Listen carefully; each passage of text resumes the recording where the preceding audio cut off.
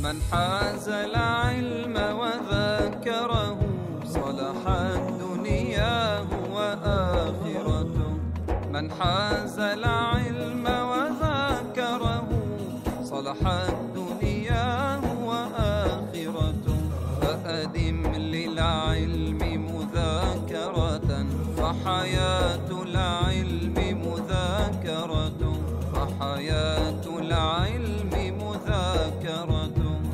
بسم الله الرحمن الرحيم. الحمد لله رب العالمين. صلى الله وسلم على أشرف الأنبياء والمرسلين سيدنا ومولانا محمد خاتم النبيين وعلى آله وصحبه أجمعين. من كتاب سفينة النجاة للشيخ سالم بن سمير الحضرمي نفعنا الله به وبعلومه في الدارين آمين. إلى أن قال: فصل: من انتقض وضوءه حرم عليه 4 أشياء: الصلاة والطواف ومس المصحف وحمله. ويحرم على الجنب 6 أشياء: الصلاة والطواف ومس المصحف وحمله واللبث في المسجد وقراءة القرآن. ويحرم على الحيض 10 أشياء: الصلاة والطواف ومس المصحف وحمله واللبث في المسجد وقراءة القرآن والصوم والطلاق والمرور في المسجد إن خافت تلويثه والاستمتاع بما بين السرة والركبة. Jadi ini pembahasan mengenai hal-hal yang diharamkan bagi orang yang tidak punya wudu. Man intaqada wudu'uhu, siapa orang yang batal wudunya, haruma alaih, haram atasnya 4 perkara, 4 asya. Apa saja yang haram? Yang pertama, as-salah, melaksanakan salat. Jadi kalau ada orang lagi nggak punya wudu, dia salat aja malu depan orang, haram hukumnya, nggak boleh dia ikut salat. Ya, nggak boleh ikut-ikutan sholat dalam keadaan tidak punya wudu. Tapi kalau seandainya engkau berada di masjid besar di tengah-tengah orang, batal di tengah sholat, gimana dong? Apa yang engkau lakukan? Engkau punya 2 pilihan.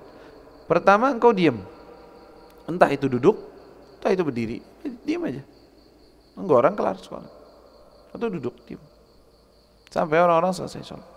Atau pilihan kedua, wahwal afdal, anta khruj, keluar. Tapi gimana dia bakal keluar, kan berarti dia tengah-tengah bakal ngelewatin orang sholat. Ma'dzur, boleh keluar aja dari masjid, dan dianjurkan untuk menutup mulut dan hidungnya sambil keluar.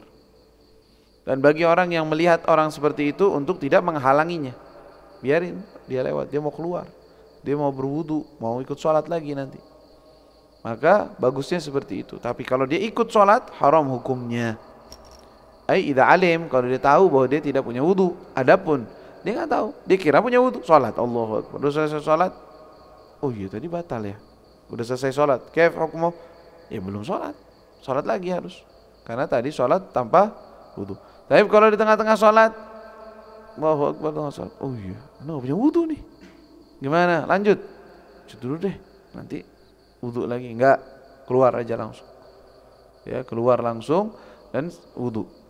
Jangan dilanjutkan sholatnya, hukumnya haram melaksanakan sholat dalam keadaan tidak punya wudu. Dan masuk dalam hukum sholat apa? Sholat sunnah juga masuk, sholat jenazah juga. Sholat jenazah, padahal kan cuma berdiri doang, sama. Begitu juga apa? Sujud syukur dan sujud tilawah, itu masuk dalam hukum sholat. Sujud syukur, oh alhamdulillah dapat nikmat, sujud. Cetak gol, sujud. Kata Habib Masyhur, ya mungkin dia sujud, ya Allah dapat nikmat. Kenapa? Karena dia dengan mencetak gol dapat duit. Kalau ente cetak gol dapat duit apaan?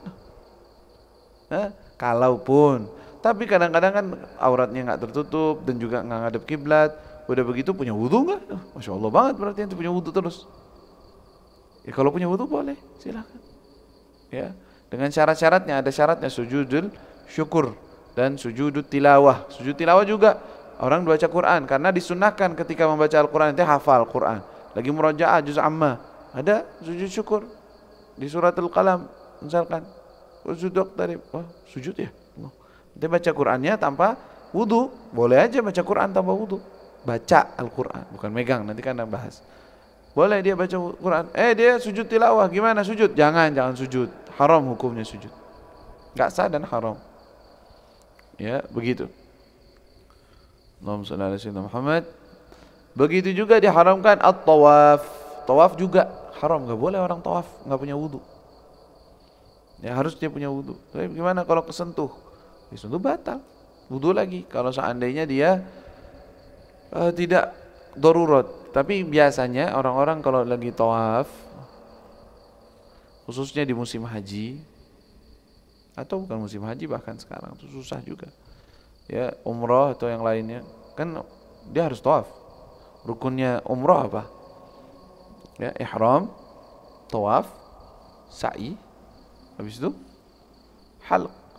Udah selesai tawaf. Kerjaan umroh gitu doang. Mudah, cepat, sehari selesai. Berapa jam selesai? 3 jam atau 2 jam. Nah kalau dia tawaf itu harusnya wudu. Makanya jangan sama suami istri gandeng-gandengan. Ya batal wudunya. Gimana? Ya usahakan untuk megang wudu. Tapi kalau seandainya dia itu kesenggol, nggak sengaja, dia udah jaga-jaga. Karena biasanya orang tawaf itu kan dia pakai ihram dan disunahkan ittiba. Jadi pakai ihramnya itu yang bagian katif, bagian sini ini kebuka gitu, begini, atau gini. Jadi gini, ini ketutup, ini kebuka. Ya kan, rawan kepegang, kaki juga ya, keinjak sama orang yang bukan mahramnya, kan batal wudunya. Yumkin an yuqallid, bisa dia taklid, bukan dia tidak punya wudu, dia tawaf, dia tetap punya wudu tetapi dengan mazhab lain. Bukan enggak punya wudu. Oh enggak apa-apa taklid, bukan taklid itu namanya, bodoh. Habis kencing habis apa? Tawaf aja deh, taklid. Katanya enggak apa-apa enggak punya wudu. Kata siapa yang enggak punya wudu enggak apa-apa? Harus wudu. Kemudian kalau kesentuh, kalau apa, ada dalam pendapat mazhab Syafi'i juga ada, kalau enggak sengaja atau orang lain yang menyentuh kita, bukan kita yang menyentuh, masih belum batal. Ya, atau mazhab al-Imam Malik bahwa kalau persentuhannya tanpa ada syahwat, tanpa apa, itu juga tidak batal, begitu. Jadi taklid itu cuman karena darurat, karena susah, sulit untuk dia bolak-balik. Untuk wudu lagi, balik lagi, tempat wudunya jauh. Begitu. Tawaf harus punya wudu, kalau enggak boleh. Aslinya begitu. Tapi kalau wudunya mazhab Syafi'i enggak bisa, mazhab lain menutupinya enggak apa-apa. Atau qaul dalam mazhab Imam Syafi'i diikuti enggak apa-apa. Wa massul mushaf menyentuh Al-Qur'an. Massu itu menyentuh. Ini ada Al-Qur'an, misalkan ini Qur'an misalkan. Nah, ditaruh megang. Tapi anak enggak buka, enggak ngangkat, megang doang. Gini. Haram hukumnya. Entah itu tertutup atau terbuka. Ya, begini, haram, enggak boleh disentuh. Karena itu enggak punya wudu. Massul mushaf. Begitu juga apa? Massul mushaf menyentuh Al-Qur'an. Tapi yang dimaksud mushaf di sini apa? Mungkin ditulis tuh. Yang dimaksud Quran mushaf di sini adalah Al-Qur'an yang tujuan penulisannya untuk tilawah dan ibadah.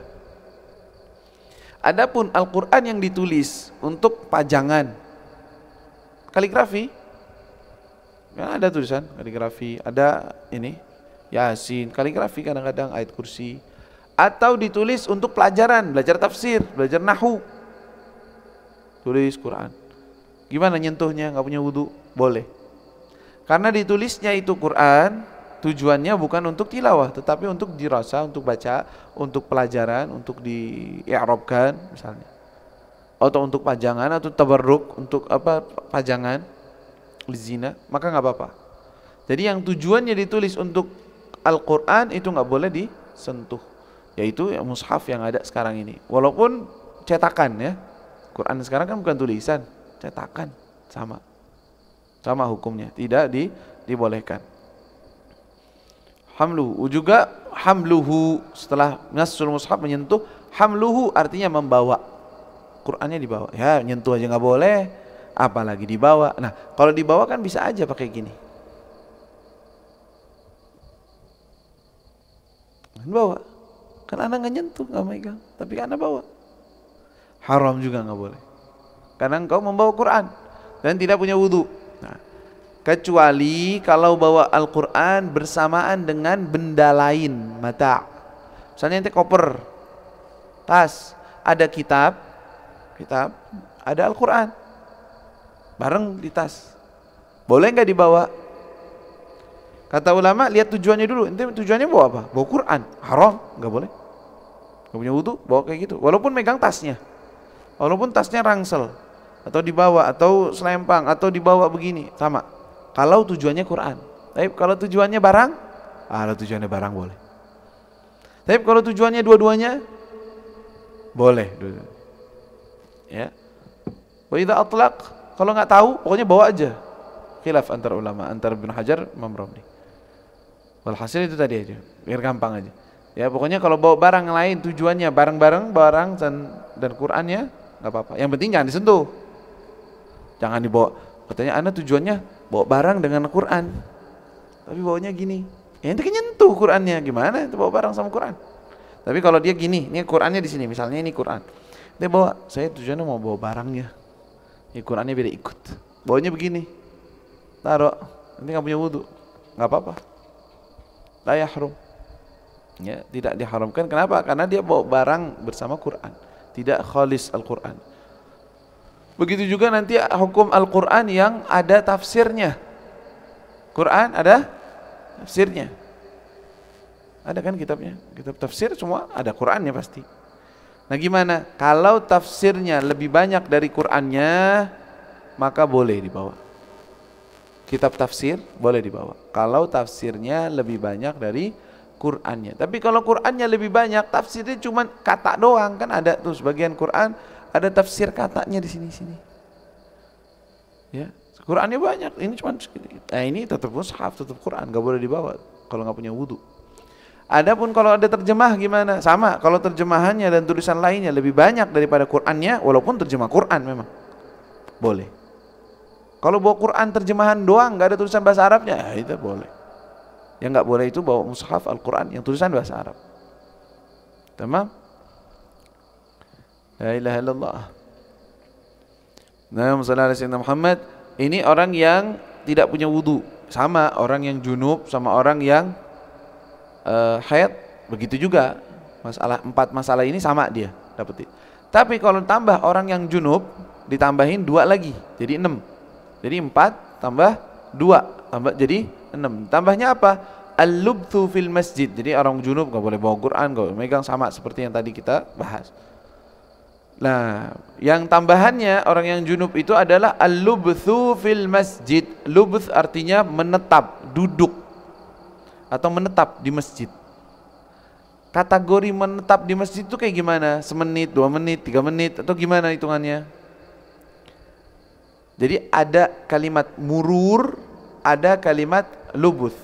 Murur artinya lewat. Arti lewat dari pintu 1 ke pintu 2 keluarnya. Numpang lewat. Misalnya masjidnya gede banget. Pintu 1 di sini, rumahnya dia di sebelah sini. Dia mau ke pasar, mau kemana? Rumahnya di sono. Atau tujuannya di sana. Ini kalau saya muter jauh banget, udah lewat masjid aja dalam. Tapi di junub. Apakah boleh? Katanya kalau murur boleh, junub ya, bukan haid. Haid juga nanti ada in khafatal itu. Berarti murur itu masih boleh. Murur artinya dari pintu 1 ke pintu 2. Adapun bukan begitu caranya. Seperti apa? Misalnya dari pintu 1 ke sana ngambil HP-nya dia yang ketinggalan, balik lagi ke pintu 1 lagi. Itu namanya taraddud. Bukannya murur. Maka orang yang seperti ini hukumnya dosa, nggak boleh, haram. Begitu juga kalau dia lewat tapi berhenti sejenak, kadar subhanallah, jalan-jalan lihat dulu, cakep juga masjidnya begini-gini, berhenti dulu nanti, haram. Terus gimana biar keluar dari haram? Jalan cepet sana keluar, jangan duduk di situ. Falubthu fil masjid, arti daripada berhenti atau berada, tinggal atau menetap di masjid itu walaupun dengan kadar subhanallah. Itu. Atau dia masuk dan keluar dari 1 pintu walaupun gak berhenti. Lagi. Pintu itu lagi. Ini bukan murur ini namanya, ini bolak-balik ini. Taraddud namanya, gak boleh. Allahumma shalli ala sayyidina Muhammad, la ilaha illallah. Begitu juga apa? Wa qiraatul Quran, membaca Al-Quran. Orang lagi junub gak boleh baca Quran. Yang dimaksud Al-Quran adalah apa? Yang tujuannya dia, itu maksud daripada Al-Quran di sini, yang tujuannya untuk ibadah, tilawah lil ibadah. Ya, tujuannya Al-Quran tilawah lil ibadah. Adapun pembacaan Al-Quran, masalah contohnya apa? Untuk penjagaan, seperti membaca ayat Al-Kursi. Kan Quran ayat kursi.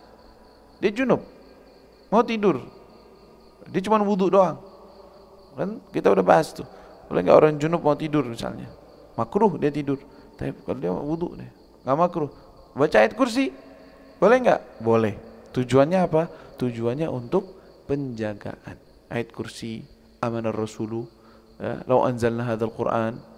Ayat-ayat yang tujuannya untuk penjagaan. Atau surat seperti qul huwallahu ahad, qul a'udzu birabbil falaq, qul a'udzu birabbin nas. Boleh lil hifdzi, untuk penjagaan, maka dibolehkan. Ya. Adapun selain itu maka tidak boleh. Ya, makanya membaca rotib boleh nggak? Baca rotib kan ada amanur rasul, boleh baca. Cuman tinggal masalah Fatihahnya gimana? Fatihah yang terakhir, Al-Fatihah ila arwasin. Walaupun itu aslinya bukan dari rotib, memang rotib itu tambahan itu. Kata para ulama yang saya tahu, yang saya hafal dengan kaidah-kaidahnya, nggak boleh dia membaca Al-Fatihah. Kenapa? Karena tujuannya kita membaca suratul Fatihah tilawatan, Al-Quran ini kita baca surat Al-Fatihah dengan tujuan menghadiahkan pahala. Jadi baca Fatihah kenapa? Mau menghadiahkan pahala ila ruh Sayyidina Rasulullah Muhammad Abdullah. Berarti kan pahala tilawatul Fatihah, nggak boleh dong. Berarti nggak boleh membaca Al-Fatihahnya untuk dihadiahkan kepada al-amwat ilal arwah. Ya, sebagian ulama menganjurkannya tuh membaca ganti, ente bacanya subhanallah alhamdulillah wallahu akbar. Al-Fatihah habis itu dia diam subhanallah alhamdulillah akbar subhanallah. Gantiin. Karena kalimat subhanallah alhamdulillah wallahu akbar sering dipakai untuk menggantikan bahkan salat 2 rakaat. Kalau lagi nggak bisa digantikan dengan subhanallah alhamdulillah wala ilaha illallah allahu akbar. 1 kali atau 3 kali. Taib, Allahumma shalli ala sayyidina Muhammad. Ini yang diharamkan bagi orang yang apa? Yang junub. 6 perkara. Salat, tawaf, masul mushaf, megang mushaf, membawa Al-Quran juga mushaf, walubthu fil masjid, menetap di dalam masjid, wa qiraatul Quran, membaca Al-Quran. Ditambah lagi untuk orang yang sedang haid, ada 10 bagi dia, bagi orang yang haid. Jadi tambah, tadinya 6, tambah 4 lagi. Apa tambahannya? Yang itu salat apa itu nggak usah diulang lagi, sama aja. Apa tambahannya? Gal wa qiraatul Quran was-shaum, puasa. Perempuan mau puasa lagi haid, boleh enggak? Nggak boleh, dan enggak sah puasa. Ya enggak sah puasa. Kalau enggak mau paksain puasa aja, nggak boleh. Dan hukumnya haram kalau dia niat puasa. Tapi kalau dia cuman enggak makan, enggak niat puasa, cuman enggak mau makan, biar makannya nanti bareng orang-orang. Pas lagi pada buka dia juga ikut makan, boleh enggak? Boleh aja. Yang penting dia tidak berniatan puasa. Dan bagusnya dia minum walaupun walaupun sedikit, biar enggak sama sekali tidak ada tasyabuh, tidak ada menyerupai orang yang sedang ibadah. Kemudian yang diharamkan juga adalah apa? At-talaq. Talaq artinya apa? Bercerai. Loh, ini yang haram bagi siapa? Ini perceraian di sini bukan yang haram bagi perempuannya. Makanya yahrumu bil haid, bukan yahrumu alal haid. Lihat lafadznya tuh. Ulama kalau ngomong tuh detail dia. Haram dengan adanya haid, bukan haram bagi orang yang sedang haid. Kalau bagi orang yang haid, tolak nggak dimasukin. Karena orang haid nggak haram dia tolak. Apa urusannya dia? Cerai. Perempuan nggak bisa menceraikan diri. Kalaupun suaminya mengatakan, ya sudah, saya wakilkan urusan cerainya kepadamu, bisa. Dia menceraikan diri. Saya ceraikan diri saya. Atas perwakilan itu. Di waktu haid dia nggak haram. Kenapa? Karena haramnya haid di sini bagi laki-lakinya, bagi suaminya. Kalau menceraikannya di saat dia sedang haid. Tapi masalah ini haram tetapi tetap terjadi. Apa arti terjadi? Jatuh talaknya maksudnya. Cerainya jadi. Haram bagi laki-lakinya, bagi suaminya menceraikan istrinya di waktu dia haid. Ya, karena ada larangan dari Nabi SAW, dan itu mengakibatkan ada panjangnya daripada iddahnya. Dan ini permasalahannya ada dua. Jadi ini disebut dalam bahasa fikih talaq bid'i. Talaq bid'i, talak yang haram. Talak yang haram itu dua gambarannya. Pertama, dia mencerai di waktu haid. Yang kedua, menceraikan istrinya di waktu suci tetapi pernah berhubungan badan. Di waktu suci itu, bukan pernah hubungan badan sebelumnya, enggak. Di waktu suci yang ini. Dia suci tetapi pernah berhubungan badan. Sekarang ente mau ceraiin, haram. Enggak boleh. Tunggu dia haid lagi, tunggu dia suci lagi, baru ente cerai. Itu kelamaan dong, udah nggak marah lagi entah. Itu memang tujuannya biar orang nggak menceraikan karena emosi doang, bukan karena kesel doang, tetapi karena memang itu hal yang memang terbaik untuk mereka berdua. Karena disyariatkannya perceraian itu untuk maslahat, bukan untuk memecahkan tujuannya. Pernikahan untuk maslahat, perceraian juga untuk maslahat. Maka untuk tidak terbawa emosi si laki-laki diharamkan. Makanya harus orang-orang pada tahu hukumnya ini. Haram hukumnya dia menceraikan. Oh, mau lepasin aja dah, udah kesel banget. Ntar dulu, udah berhubungan badan. Oh, nanti tunggu sampai dia suci sampai baru. Udah bener-bener ente yakin bahwa itu yang terbaik, kerjakan. Ya. Tapi kalau udah kelepasan gimana? Udah karena kebawa emosi udah cerai. Alas, jatuh telah. Ya, haram tetapi tetap terjadi perceraiannya. Talak ya diharamkan. Begitu juga apa? Wal mururu fil masjid. Melewati masjid. Nah, kalau tadi kan junub boleh kan lewat dari ujung pintu satu ke pintu kedua atau pintu yang lain. Lewat boleh. Perempuan yang haid boleh enggak? Sebenarnya boleh. Tapi enggak bolehnya itu kalau dikhawatirkan mengotori masjid. Jadi nggak bolehnya kalau takut mengotori masjid. Tapi enggak, insya Allah nggak ngotorin kok. Anda udah tahu diri saya udah pakai pembalut lah atau penutup. Insya Allah aman. Cuman mau lewat dari pintu satu nih sono keluar. Saya lagi haid.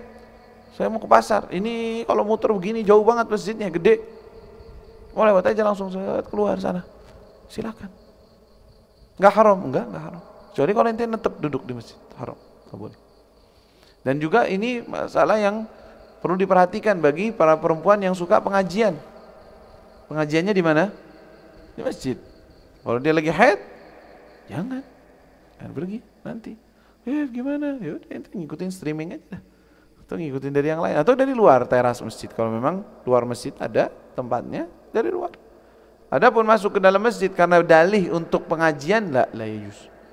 Haram soalnya. Memang dilarang oleh Nabi SAW. Sayyidah Aisyah aja tidak berani masuk. Sayyidah Aisyah, Rasulullah minta sisir, ambilin sisirnya, ambilin. Rasulullah kan saya lagi haid. Ya kalau tanganmu yang masuk nggak apa-apa, kecuali badanmu semua. Makanya kalau separuh badan atau sebagian badannya orang yang haid masuk ke dalam masjid atau junub masuk ke dalam masjid itu nggak dianggap masuk. Yang dianggap masuk itu kalau intinya masuk semua badannya. Bahkan satu kaki atau yang lainnya itu juga masih belum. Walhasil kalau dia itu pijakannya dia sudah ada di masjid, maka itu yang dianggap haram. Ya. Begitu. Begitu juga yang diharamkan bagi orang yang haid adalah apa? Bukan haid doang, dengan haid. Yaitu apa? Al-istimta' bima baina surrati war rukbah. Menikmati, yaitu suaminya, ya, tentunya menikmati antara pusar dengan lutut. Alas, nggak boleh. Lagi haid. Nggak boleh menikmati daerah situ. Ya. Yang lainnya halal bagi dia, tetapi bagian itu diharamkan. Kenapa? Takut melakukan sesuatu yang dilarang. Karena dalam haid tidak boleh berhubungan badan. Tetapi mendekati suaminya atau suami mendekati istrinya ketika dia lagi haid boleh aja. Tetapi dengan syarat tidak menikmati antara baina surra wa rukbah. Berarti harus ditutup. Rasulullah SAW mengatakan, laka ma fauqal izar. Bagimu boleh engkau mendekati istrimu di atasnya sarung. Sarung itu biasanya menutupi apa? Lutut dan bagian itunya, bagian pusarnya. Maka daerah itu dilarang. Dilarang untuk disentuh, dilarang untuk dinikmati sampai dia suci. Kalau dia suci, halas, ada halal. Nah, dengan seperti itu kita sudah tahu. Berarti ada 10 perkara yang diharamkan disebabkan haid, bukan bagi orang yang sedang haid. Bagi orang yang sedang haid itu Nah, yang posisi terakhir gimana nih? Bagi perempuan yang mengizinkan suaminya juga nggak boleh. Ya, bagi dia haram juga. Ya. Alhasil ini adalah pembahasan mengenai hal-hal yang diharamkan bagi orang yang tidak punya wudu, orang yang sedang junub, dan orang yang sedang haid. Wallahu ta'ala a'lam. ربنا انفعنا بما علمتنا رب علمنا الذي ينفعنا رب فقنا فقهنا وقرابة لنا في ديننا معاني القطر أنثى وذكر رب وفقنا ووفقهم لما ترتضي قولا وفعلا كرما وارزق الكل حلالا دائما وأخل أتقياء علما نحظى بالخير ونكفى كل شر ربنا واصلح لنا كل شؤون وأقر برضا منك العيون واقض عنا ربنا كل الديون قبل أن تأتينا رسل المنون واغفر واستر أنت أكرم من ستر وصلاة الله تغشى المصطفى من إلى الحق دعانا والوفاء بكتاب فيه للناس شفاء وعلى الآل الكرام شرفاء وعلى صاب المصابيح الغرار اللهم اهدنا بهداك واجعلنا ممن يسارع في رضاك ولا تولنا وليا سواك ولا تجعلنا ممن خالف أمرك وعصاك وحسبنا الله ونعم الوكيل ولا حول ولا قوة إلا بالله العلي العظيم وصلى الله على سيدنا محمد وآله وصحبه وسلم